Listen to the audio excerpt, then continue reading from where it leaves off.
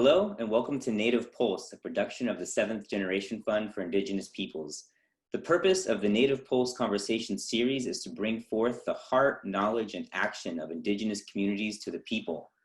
Our series features a variety of thought leaders and traditional peoples speaking on environmental justice, sustainable communities, and urgent issues as they relate to the health of our homelands.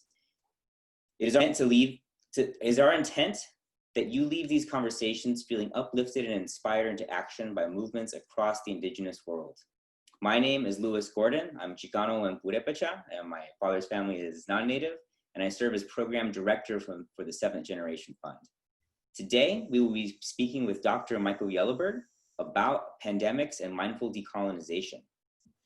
So Michael, if you want to go ahead and introduce yourself, we can just get started and jump right into it. Thank you, Louis. Well, it's a pleasure to be here on your show. I really appreciate, the opportunity and really admire the work that you're doing and 7th Generation is doing. I think this is a very, very important time to get out as much information as we can and to, provide some kind of, timeline as well as some, some places where people can, kind of assess and learn new knowledge or maybe have some of their thinking or their knowledge affirmed by some of the stuff that folks are talking about. So it's really important. So I am Michael Yellowbird. I am a member of the 3 affiliated tribes, the Mandan, Hidatsa, and Arikara, from the Fort Berthold Reservation. Our territory is in what is now called North Dakota.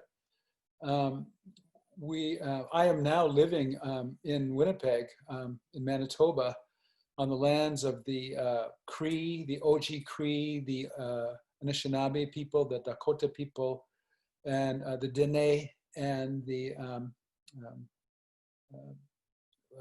the other group. Métis. I'm sorry, Métis people. So I'm in Treaty 1 territory.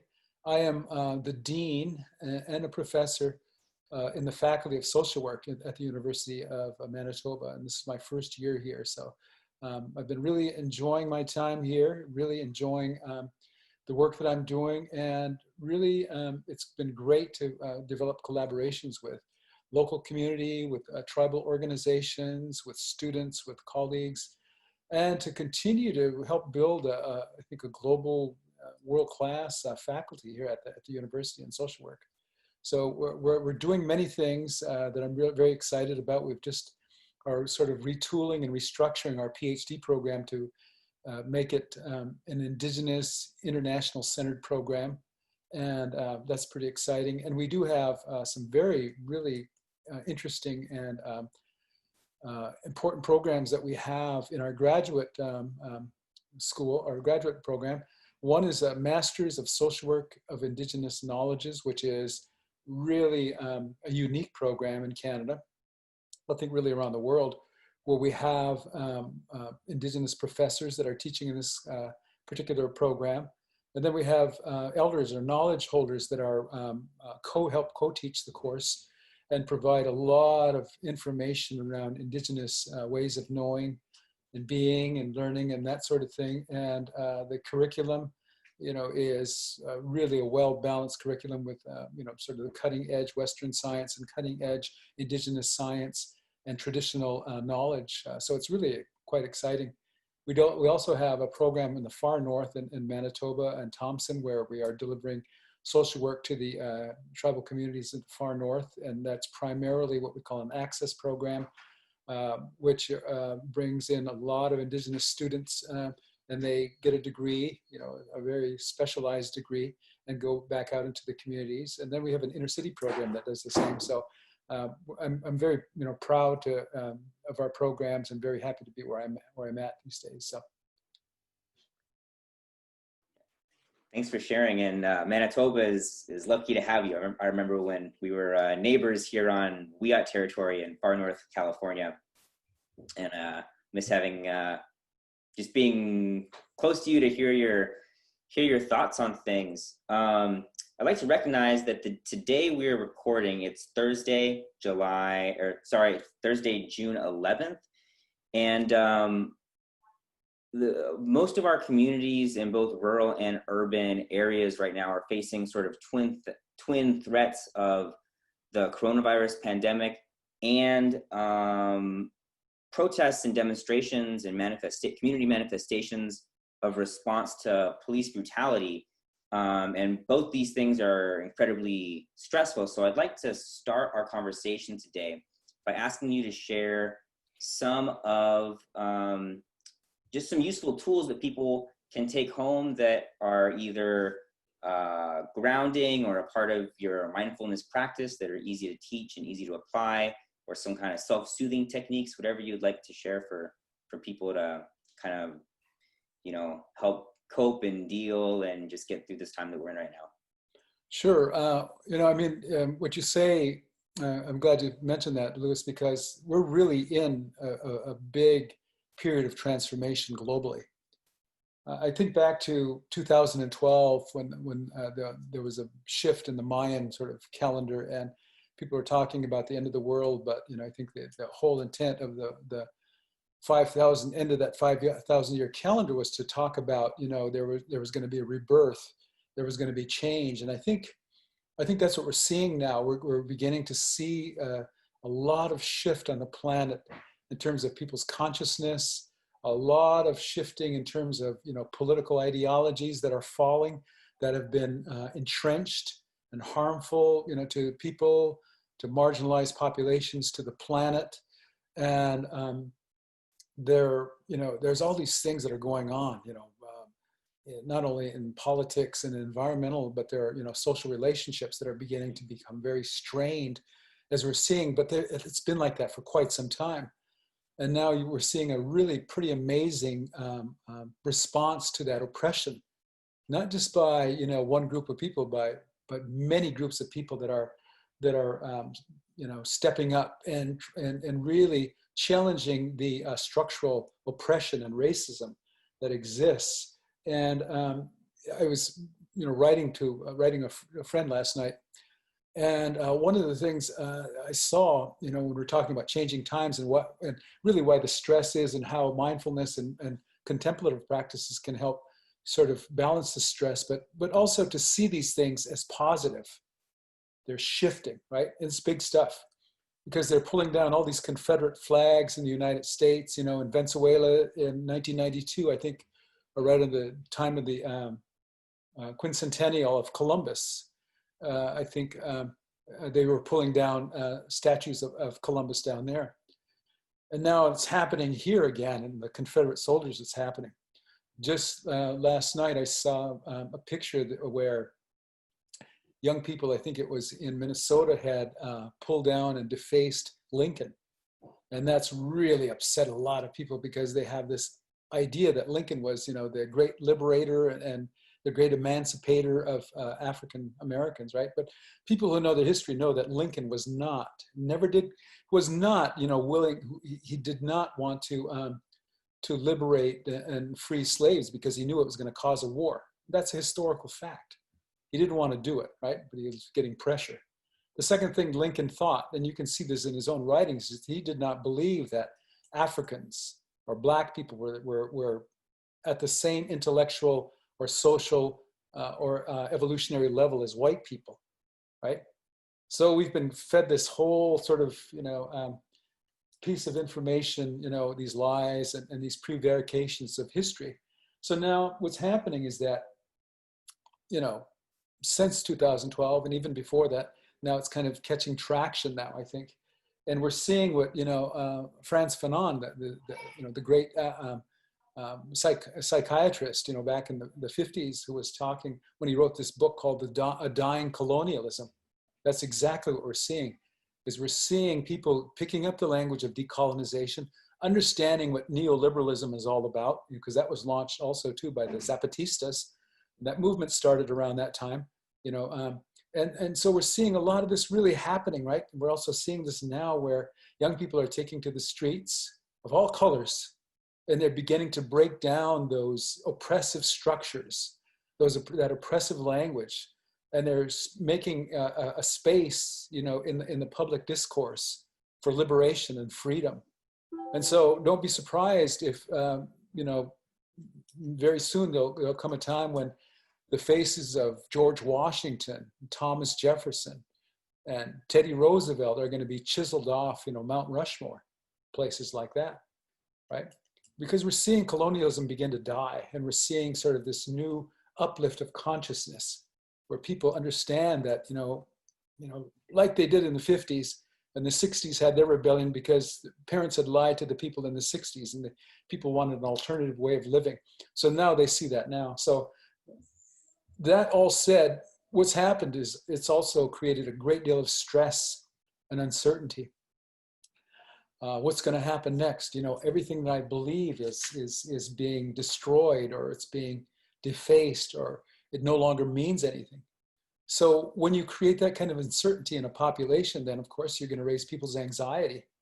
I'm not just talking about the people that get beaten every day or killed by the police or incarcerated without, a just trial, or have trouble, putting food on their table, or are marginalized because of how they look or what gender they are or whatever. I'm talking about folks that have gone along with the program, and all of a sudden they see this major paradigm shift, and they're also very uncertain and afraid. And so they're fighting back to try to maintain, what's already fallen, So I just want folks to think about, how these changes are happening. And really what it means is that it's growth. It's an evolution of consciousness. And really I see as evolution of good, where people are saying, we should not bow, and lick, the boots of these colonizers and these oppressors that people have been forcing us to do for a long period of time, right? I mean, think about Colin Kaepernick, right?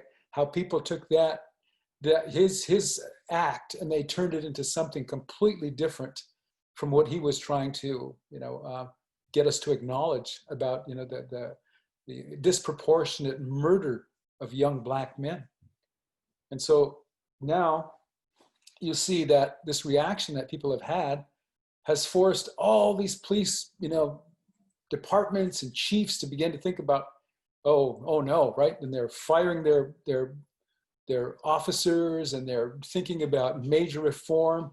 You've got the military that, is ready to begin to remove these names of Confederate generals, off the bases, the name after who they're named after. So it is that consciousness is raised. People are ready to do that. So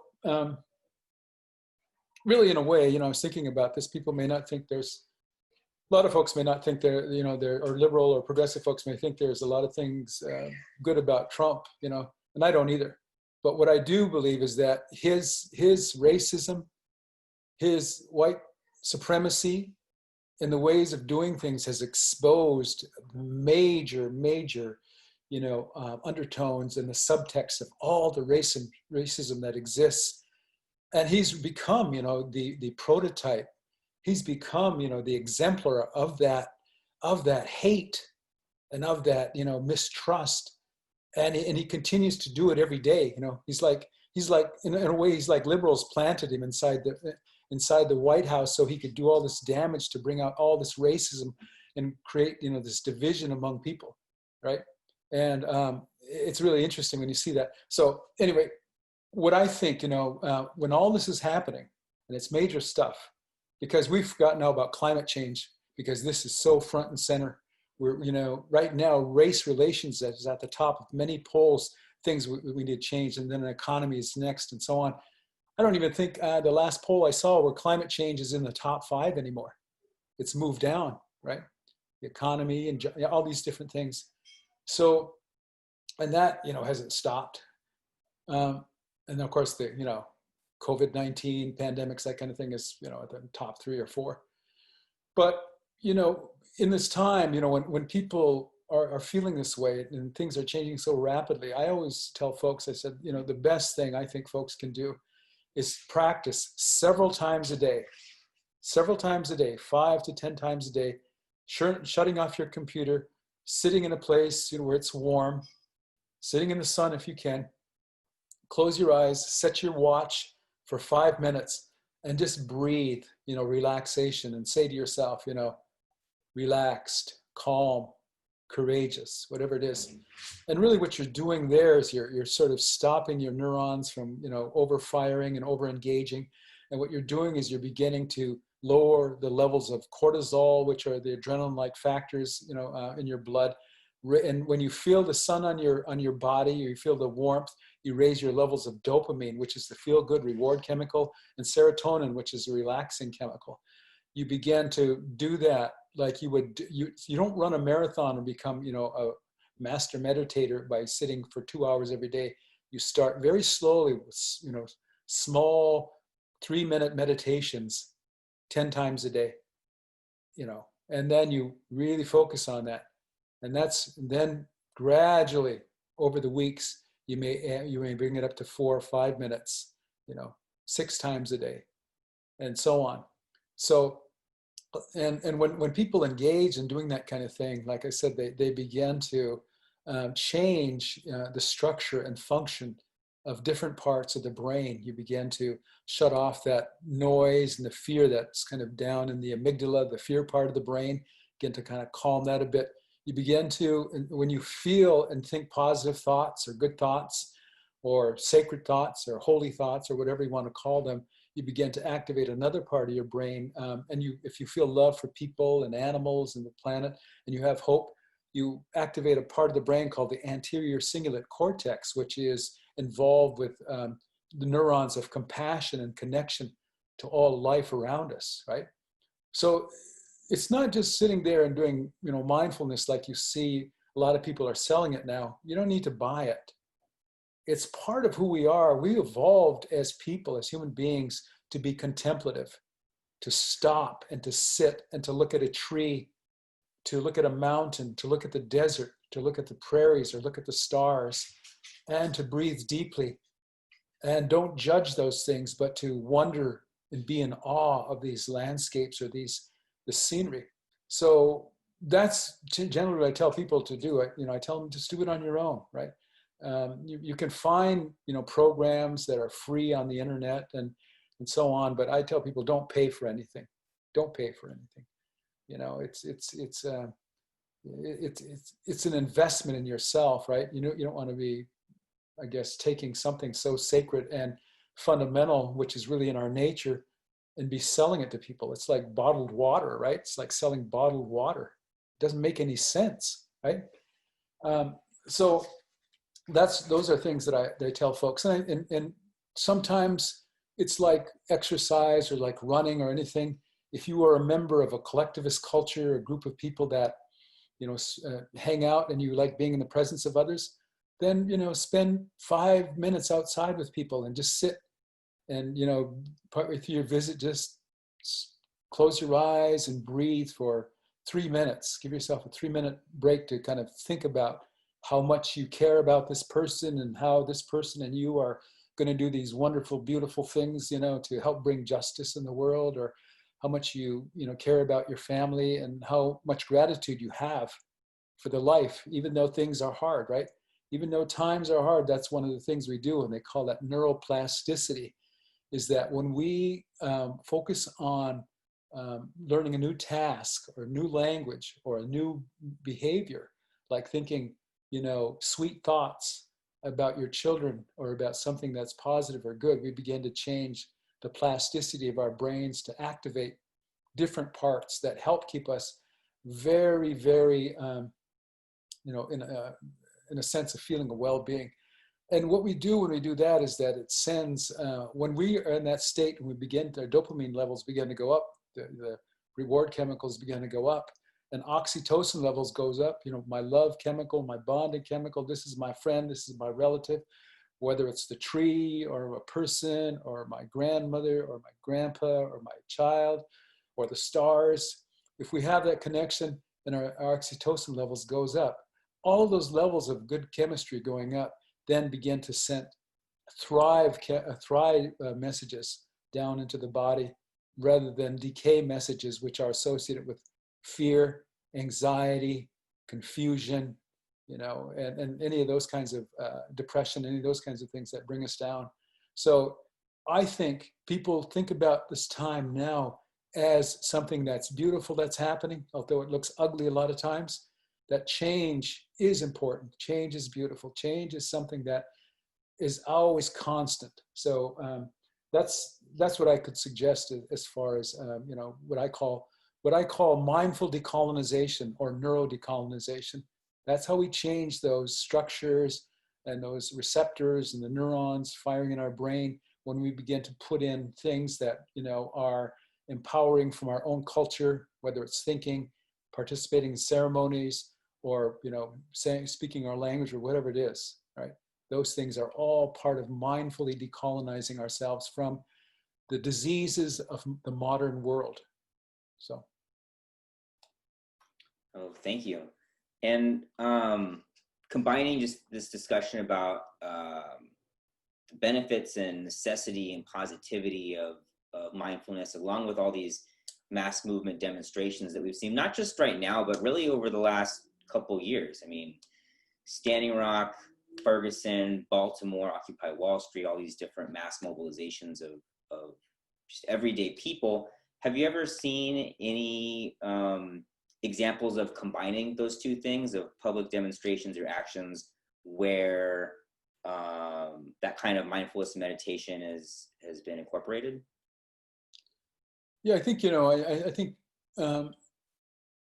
it is, I think it's always a part of what we do, because mindfulness is about, the awareness and being in the present moment, right? But in order to get to the present moment, in the present moment, we're always thinking about how to draw from the best actions possible. So, one example I saw, which I thought was good in some ways, but it was Occupy Wall Street, where I saw a number of people who were meditating, and so that's good. I mean, that was good because, it makes you feel good on a personal level, right? It creates peace in the mind and that sort of thing. Does it prepare you to take action? Not necessarily. Not unless you're a samurai or if you're someone who, for years I was a Taekwondo student, and then I was an instructor. And that's one of the things I learned, is that, we always started practice with the meditation. And in the meditation, we visualized ourselves in our forms and in our, in the fight, or, because a lot of us, participated in tournaments, and in the action, right? So the action that we did, we always visualized was being true, was being courageous. It was being, straightforward, but also there was fluidity. And then, there was compassion. But the thing is, once you were done meditating, you got up and you did what you were supposed to do. You didn't sit there and say, well, I'm going to meditate away hate. Well, that'll happen in your own mind, but it won't happen in the minds of other people. Your person has to be engaged, physically, politically engaged, with an act, and this is why I think, what's happening now with the protests, they're calling riots. To me, that this is, activity that we know sometimes that's the only way that I was telling some other folks the other day. I said, what happened? You mentioned Ferguson and Baltimore. I mentioned Vietnam. I mentioned, Kent State. I mentioned all these, the student underground, and all these groups there that got out into the campuses and got out there and protested. And what they had to do to create change. Think about the French Revolution. It wasn't like, please, elite people, feed us. It wasn't that. What about the Zapatistas, right? I mean, they had to take this action. All these groups have to take action in order for people to listen, because the U.S. has, I think, kind of gotten people into this state, where, we've been sort of paralyzed by, the double talk of the politicians, where they say, well, we can go out and protest, right? You have a right to, free speech, but you can only stand over there in that 10-foot corridor from 1 o'clock to 2 o'clock and hold up your signs, and, oh, sorry, you can't do it today because we've got a parade coming through, right? And people drive by and they throw stuff at you, or they honk their horn, but nothing changes. So, that's what we're seeing now, is a very calculated, intelligent, and thoughtful disruption, a mindful disruption of the processes of colonization and neoliberalism that are happening on the streets. the thing I always tell people now is, now that you've done that, you got to have a plan in hand. You better have your plan in hand, because there's a lot of good soldiers out there. These young people are out there making change, and they want change, and they have to, be able to kind of rely upon people that are not partisan to the politics or to the status quo, that can help them fashion, alternative reforms, that help create this structural change. And I think that was one of the big downfalls of Occupy Wall Street. There was really, as I saw, no alternative plans. There was a lot of resistance and a lot of speaking out and a lot of identifying the problems, but no one came that I saw with a plan in hand and says, here's a plan. Now that's different now in Congress, because you've got people like Alexandria Ocasio-Cortez and young people like that who have a plan in hand that needs to be so supported, right? I admire her because she stays focused, right? Through all this, she still stays focused on the message. And that's what's going to be the success. And that's mindful to me. That's what mindfulness is that you're not scattered all over, but you have, your job to do this kind of thing.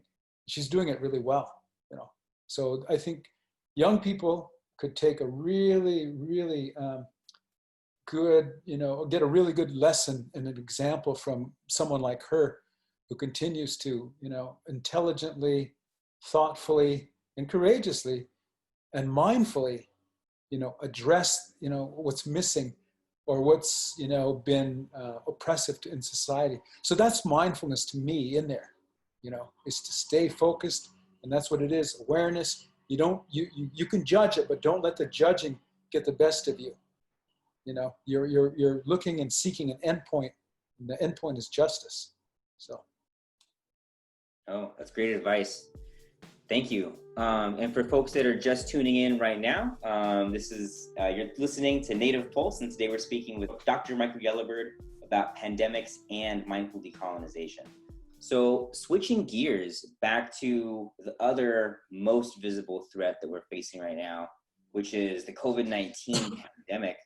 I'd love for you to share some wisdom or some lessons or things that you've noted from historical examples of Native communities dealing with pandemics, either fighting them or trying to stop them, or whatever the situation may have been. There's been wave after wave of pandemics early on in the colonization process. So I just love to hear your thoughts about that.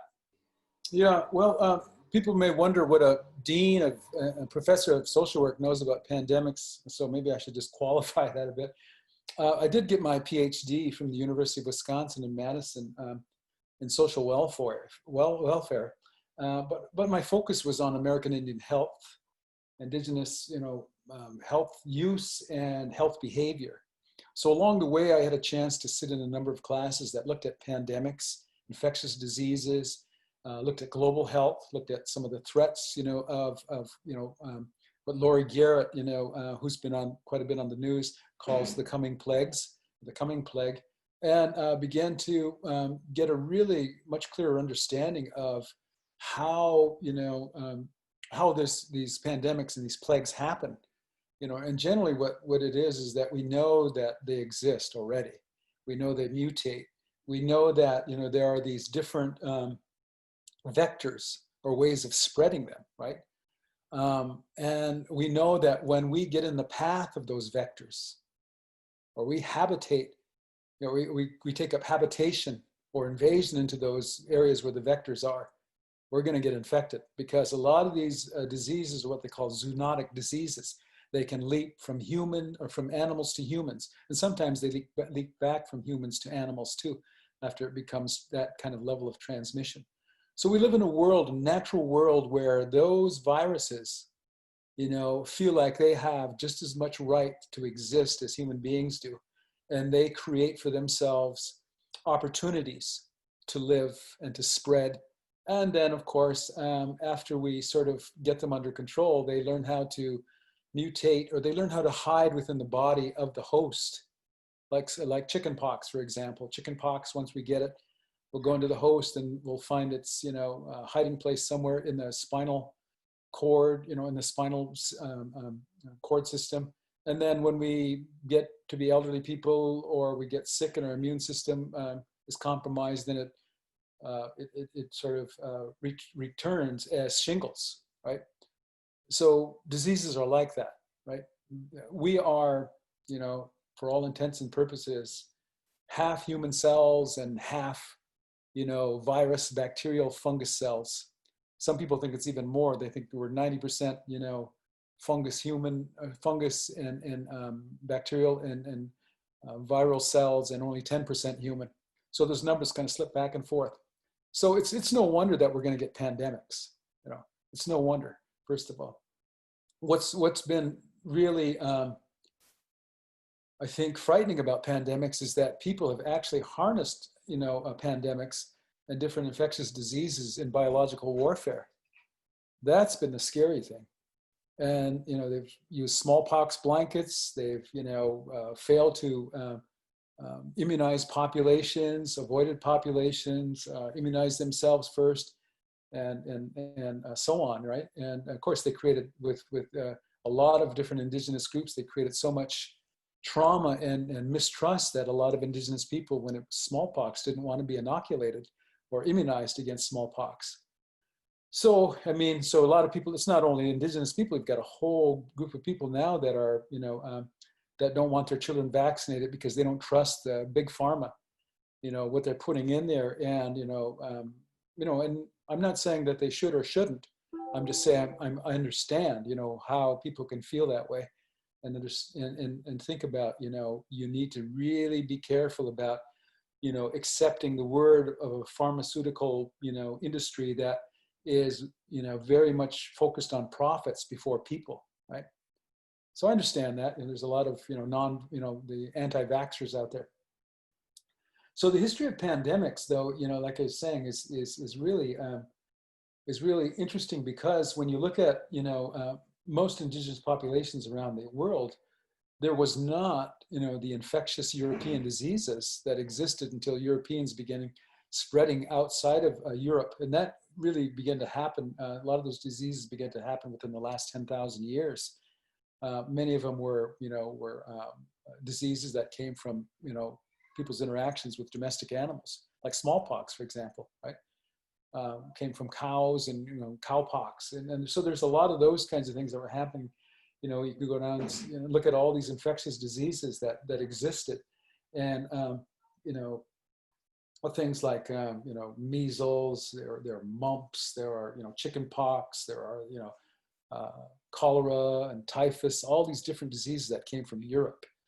Right, and that was one of the things that we see now, maybe in New York City, and, you know, we saw in Italy, and we saw other places where people were heavily clustered together. So that's one theory. It's, you know, this clustering theory that pandemics spread easier because of that. That may be, right? It may be that it could be a genetic reason. Maybe they're a population that doesn't have a lot of genetic diversity. That's, you know, a disease is either going to overwhelm them or underwhelm them, that sort of thing. So with indigenous people, there really wasn't pandemics here before Europeans came, and really, you know, what people were dealing with, you know, their health, you know, before, where their tribes were dealing with, you know, climate change. They were dealing with droughts. They were dealing with starvation and food insecurity a lot, depending on where you lived. You know, tribes along, you know, the Pacific coast, up to British Columbia, all the way down to California, were probably some of the healthiest people in the world at the, you know, before Columbus, you know, at that time, because they had a very diverse food, you know, economy, mixed economy, they call it, where they could eat plants, they could eat fish, they could eat red meat, they could eat nuts, they could eat seeds, and they derived a lot of complex, you know, carbohydrates and vitamins and into their diet. You know, they didn't have some of the problems that made some other tribes more vulnerable to some diseases like smallpox, I would say. Well, and the reason for that is that sometimes, you know, there were groups of tribes like, you know, maybe my tribe, the Arikara tribe, maybe during times of hardship, starvation, they were good at growing corn, but an over-reliance upon corn then produces a lot of vitamin deficiency. Pellagra is what they call it, this reduced levels of niacin, you know, vitamin B3, tryptophan, which is an amino acid, when that's not available to the body, then you begin to suffer what they call parodic hypertosis. And that, comes along with too much corn, right? Because it's not bioavailable. And so what happens is it begins to leach out the amount of iron, and you get iron deficiency. So when I look at my DNA results when I did my 23andMe and I sent it to another provider, I saw my markers in my DNA for hematomacrosis, which means that, at one point, my indigenous ancestors probably had a great reliance on, over-reliance on corn. And so they formed vitamin deficiency for many generations probably. And so what happened is that my genetics, my gene pool changed up there somewhere, so that hematomacrosis means that there's an overproduction of iron so that you could survive. So you were going to draw iron out of every little food or meat that you could, because at some point in our history, we over-relied upon corn. So the point of telling this story is that, while we didn't suffer from European diseases or pandemics, we did struggle, not everybody, because like I said, like some of the coastal tribes did so much better because they had different diverse food sources, but some groups that were more interior had more difficulty. So when European pandemics hit different groups of people, it was probably more likely that, some of those groups who were already suffering then from starvation or from this vitamin B deficiency, this pellagra, probably had higher levels of mortality, right? I mean, so we throw that out there and we say, well, it killed, 90 to 95% or 50% to 95% or whatever. So that variance could be part of that, why some people were healthier than others that didn't die at the rate from measles and mumps, chicken pox or smallpox and those kinds of things. That's just a theory I have. I haven't, seen that written anywhere, but it makes sense in everything that I've read. So how do people cope with that today? Well, I mean, I think we can take a lesson from, from history when we look at, these tribal groups that ate very diverse diets, a lot of wild plants, wild berries, wild vegetables, wild grains. They ate, wild fish, wild meats, and they fasted a lot too, right? They didn't eat 3 squares a day, I'll tell you that. They had, whatever their caloric needs were based upon the output of their energy needs to go hunt and fish or to, do their ceremonies or whatever, they were calculating those calories and using them in very thoughtful ways. And when starvation came around, when times are hard, then of course what they would do is they would, go into what Western science now calls, caloric restriction, right? They call it calorie restriction. Indigenous people have been doing that people have been doing that for thousands and thousands of years. It's nothing new. So we've actually developed markers in our gene pool for those kinds of things that we've evolved to be able to not eat that many times a way. And when we don't eat that many times a day, then we begin to release a number of really important chemicals in the body. We begin to, strengthen the microbiome, the great circle of life, all the microbes that live inside of our gut. We get these new healthy and very resilient microbes like Akkermansia municiphilia, which is a particular kind of microbe that helps keep us lean and keeps us strong and healthy. That kind of bacteria will explode after 72 hours of not eating, increasing the function of your immune system, right? So we are kind of suffering with a Western disease now with obesity and diabetes and hypertension and certain kinds of cancers, depression.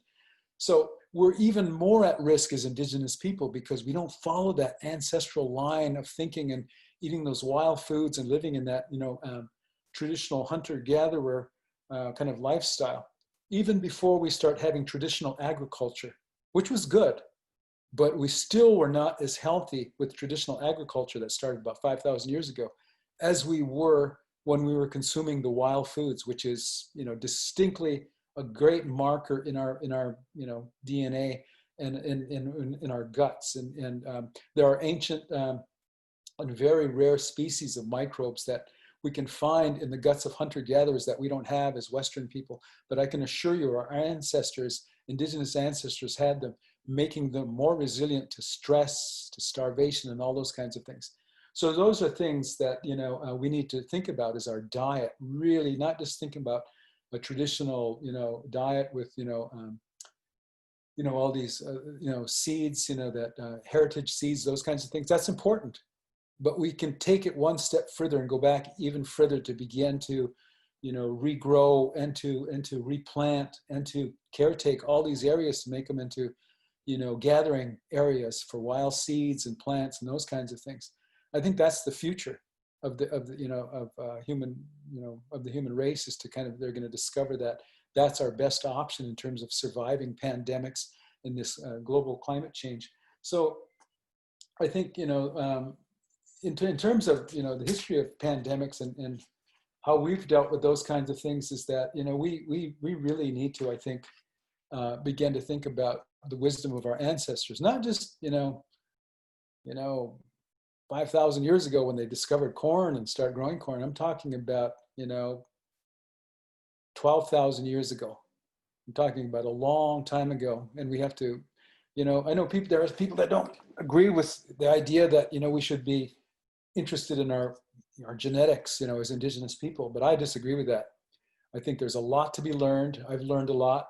And it's like, you know, it's like the study of the human microbiome science. We have to understand too that not only are our genetics important, you know, that we have to understand what in genetics we've inherited, which kind of genetics, you know, are, what kinds of, in the area of what they call nutrigenomics, what kinds of foods affect our genes in particular ways, and what does that mean to our health, right?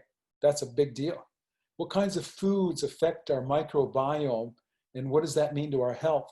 That has a lot of implications to pandemics that are being spread around and those kinds of things, right? I'm not going to say it's going to make us bulletproof. I'm not saying that at all. But what I'm saying is, why don't we pursue these kinds of things that are going to raise our level of health to the highest possible, you know, pinnacle that it can be raised, so that we can have a fighting chance against these pandemics that people are not, you know, paying attention to, especially this past administration and people around the world, especially Americans. They believe that they have no responsibility in the world. And, you know, as people who live in the first world, we understand that, you know, we don't care about other people over there that are getting Ebola, or they're getting, you know, some extremely drug-resistant form of tuberculosis that's just happening, you know, 5 hours away from a plane flight. We don't care about that. All we care about is, you know, taking and taking and taking, right? And so, and while we're taking, you know, that's what's kind of got us into this place with pandemics. We overreach and we collapse all the time because we do not respect the boundaries of, as I said earlier, those vectors that exist out there, whether they're mosquitoes, whether they're bats, whether they're, you know, pigs, whether they're cows or whatever. We take those, we create, you know, unsafe habitat for them. We disrupt that habitat, or we take them and we put them into industrial farms and we fill them full of hormones and antibiotics. We're going to pay the price. We are going to pay the price. And so, you know, pandemics is all, are all sort of, you know, just sort of integrated with all that kind of thing. It's really difficult for me to say, well, the pandemic is this in itself. No, it's not. You know, these pandemics that have been rising, the H1N1s, those are all, you know, bird, you know, flus and swine flus. We haven't even talked now much about the summer coming up, where we've got, you know, higher levels of West Nile. We've got a number of diseases that are coming from mosquitoes that haven't been here before, that are being transported on ships, or because of climate change, they're ending up here. We're talking about, you know, more and more spread of disease from the wood ticks. Forget the disease right now, but you know, that's, say it again. The Lyme disease. Yeah, and the different forms, right? So if you pay attention to that, you're going to see, wow, you know, how did, you know, what's happening here? You know, Lyme disease has been around forever. Why didn't a lot of Native people get Lyme disease, right?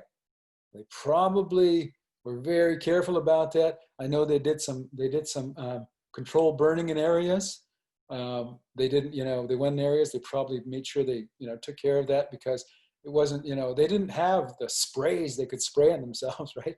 Or maybe they had some food they ate that helped prevent that. But, you know, those are pandemics that are happening too, right on the ground pandemics. So we've got these infectious disease pandemics. We've got these zoonotic diseases that are happening with animals. Then we've got this other spread that's happening with mosquitoes and ticks and other insects. And, you know, a few years ago, I remember this whole story I was telling you about, hantavirus, that kind of struck the Navajos and struck, you know, people, some of the tribes in North Dakota. What was really interesting about that is that one story I was reading is that these Navajo medicine men understood that, and they had already done the sand paintings, and they knew that hantavirus, you know, that disease was going to come back, because they knew they had had an exceptionally rainy season. And what happens? Well, the rain goes down the holes of these white-footed deer mouse, flushes them out, and they go into the hogan.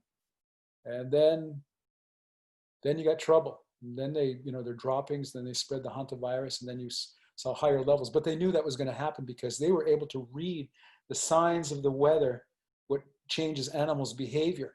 So as we encroach into areas, as the weather changes, we can expect more pandemics. That is, you know, guaranteed.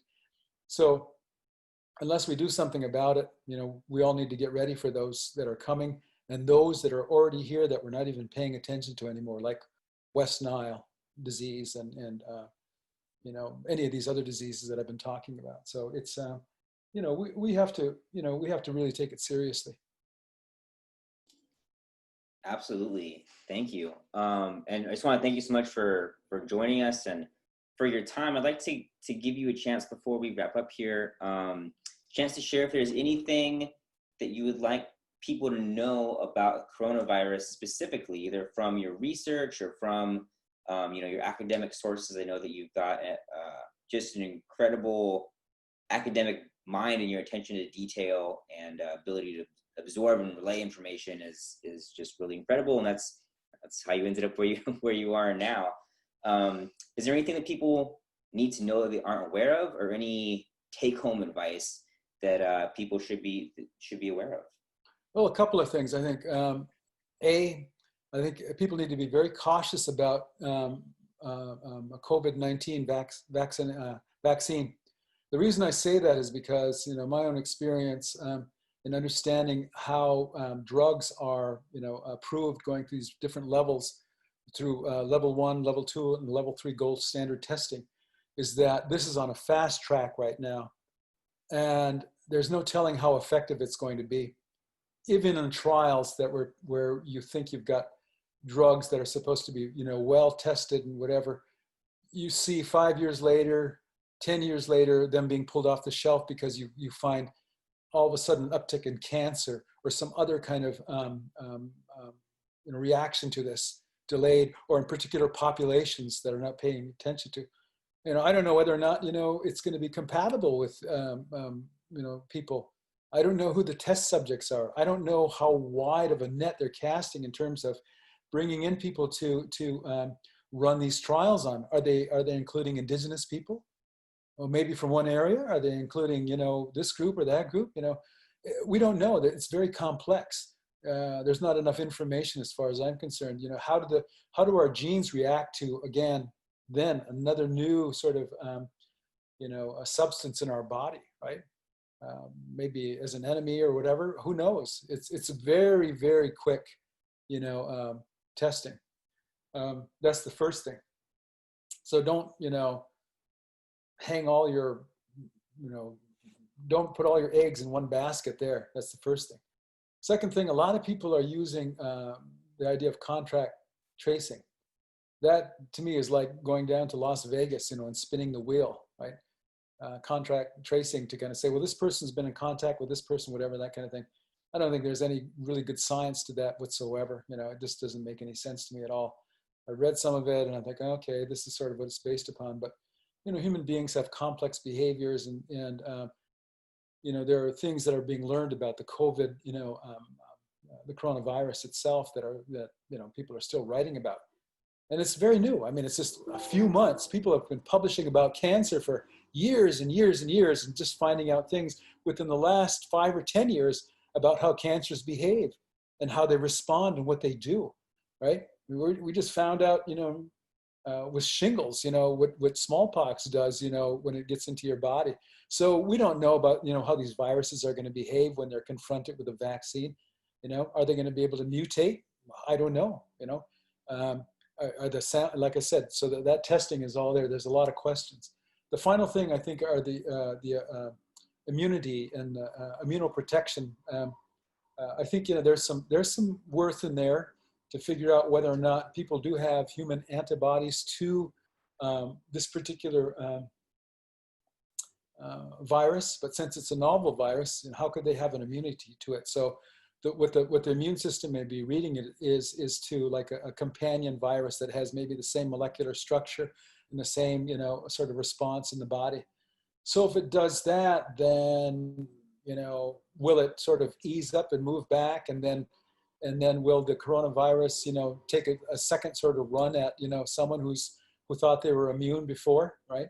So I just caution people just to read the science, to talk to people. Don't think it's a hoax. It's certainly not a hoax, right? It's there. It's it's going on out there. It's not a hoax. It's not a form of government control. It's a natural emerging virus. And I had a chance to use Laurie Garrett's book, The Coming Plague, in my classes when I was a professor at the University of Kansas, and read a lot of different books on plague and infectious diseases. And what I know from that is that all these authors talk about, yes, this is one iteration of a disease. It's going to come back in another form. It may do this, it may do that kind of thing, whatever. So I think people need to get comfortable with the fact that pandemics have always been with us, and they're always going to be with us. And they may be, the spread of the disease may be, quicker and more intense, and it may be complicated. It may be complicated by things that are already here, like Lyme disease, right? Or West Nile disease, or some of these other things, or a very poor, unhealthy gut microbiome from eating industrial foods and that kind of thing. So, don't think it's the cure-all. Think about the holistic system. If we want to get well and healthy, we have to think about the whole system. How do we help clean up the system? How to respect the boundaries of these other lives of parasites, of plants, of animals, of microbes, so that we, are very thoughtful and careful about any time we enter into their territory, or any time we invite them into our bodies, in terms of in a natural way, or in terms of an altered way through vaccines and stuff. So these are things I think people really need to think about. Wow, thank you. So it sounds like, sort of synthesizing all that, sounds like we should get used to uncertainty for a while, because it doesn't seem like we have very many answers for this coronavirus thing yet, or for any of the other issues that we discussed earlier on.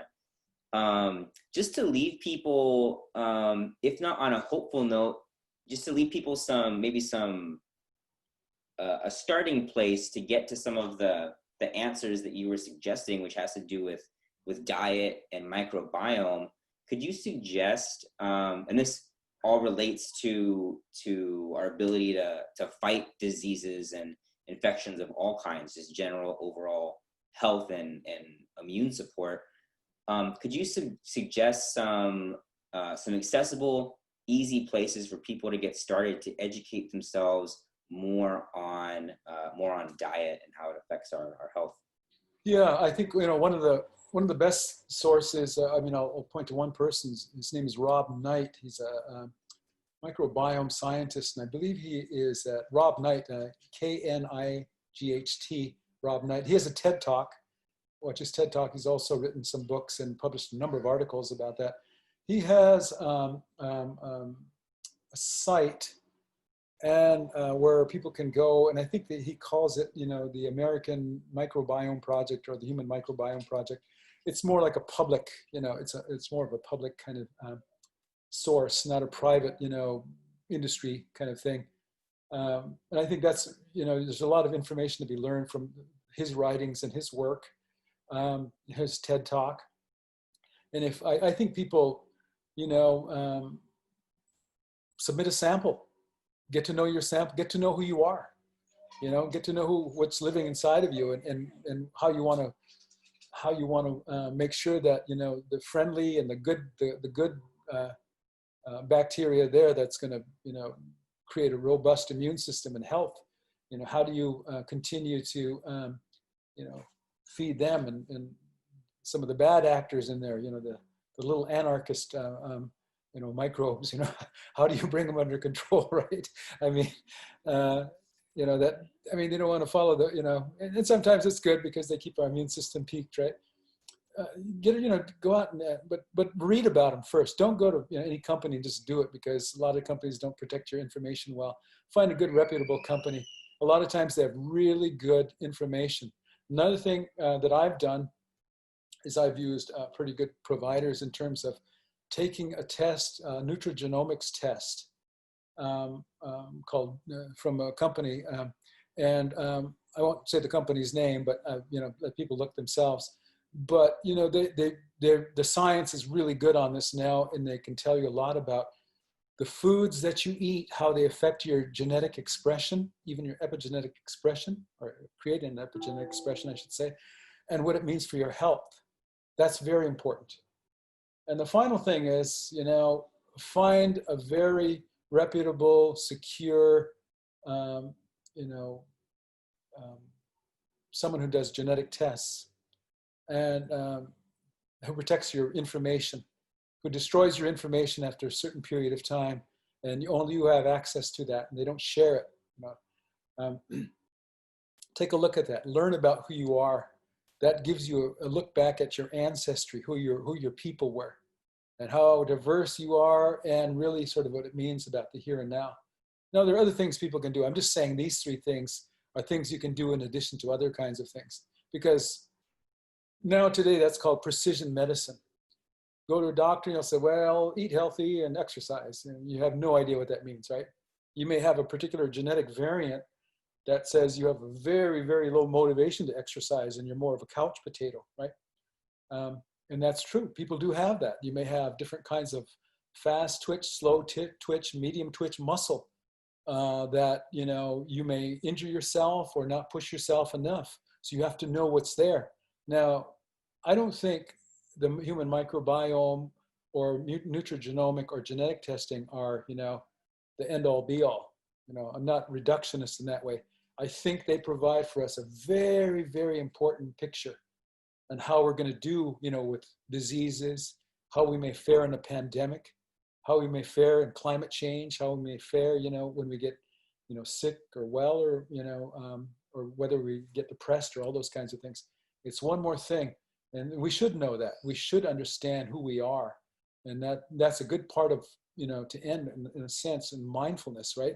We have to be mindfully aware of who we are at all these different levels. And if someone can provide for us a path or a tool to help guide us along, then we should consider it, you know, but consider it thoughtfully, and don't just jump in and say, this is the end all be all. Like I said, and I'll continue to say it. It's a holistic, it's a very complex, dynamic model, constantly changing. And we're riding this model, the waves and of this model as it moves slowly, and then sometimes has these disruptions or whatever they are. That's who we are, and that's what the uncertainty is all about. You know, we live in this kind of chaotic world, but if we can draw from, you know, an understanding from the chaos, then we can, you know, we can become more balanced, even with pandemics, even with all the stuff that's going on in the world. Wow, Yoshimiyamu, thank you so much, Dr. Yellowbird, for joining us here. I wish you and your program and your community back home in North Dakota and your family all health and wellness. And for those of you who stuck through this all the way to the end, thank you for listening to Native Pulse. This has been a production of the 7th Generation Fund for Indigenous Peoples. To learn more, you can visit us at www.7genfund. That's the number 7, GENFUND.org. All right, thank you so much.